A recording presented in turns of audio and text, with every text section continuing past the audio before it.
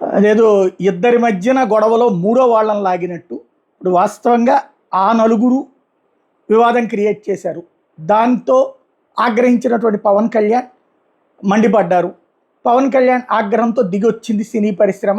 స్టేట్మెంట్లు చూస్తున్నాం. వాళ్ళ నుంచి ఎవ్వరూ కూడా పవన్ కళ్యాణ్ని తప్పుబట్టే ధైర్యం చేయట్లేదు.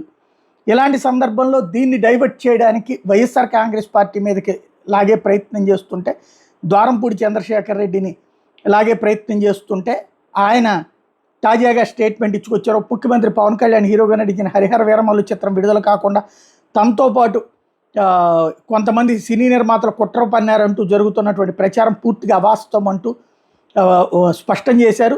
ఓ ప్రకటన విడుదల చేశారు. ఈ మేరకు జూన్ 1వ తేదీ నుంచి సినిమా థియేటర్లు బంద్ చేయాలన్న ప్రతిపాదన సినీ పరిశ్రమ, థియేటర్ యజమానులు, ఎగ్జిబిటర్లకు సంబంధించిన అంతర్గత వ్యవహారం అని తేల్చి చెప్పారు. ఆ అంశంతో తనకు ఎట్లాంటి సంబంధం లేదన్నారు.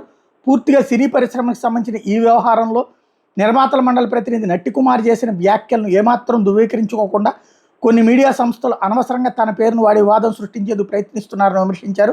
వివాదంలో తన పాత్రపై ఏమైనా ఆధారాలు ఉంటే చూపించి విమర్శలు చేయాలని హితో పలికారు. నిజ నిర్ధారణ చేసుకోకుండా సినీ పరిశ్రమ వివాదంలోకి తనను లాగడం ఎంతవరకు సమంజసమని ప్రశ్నించారు.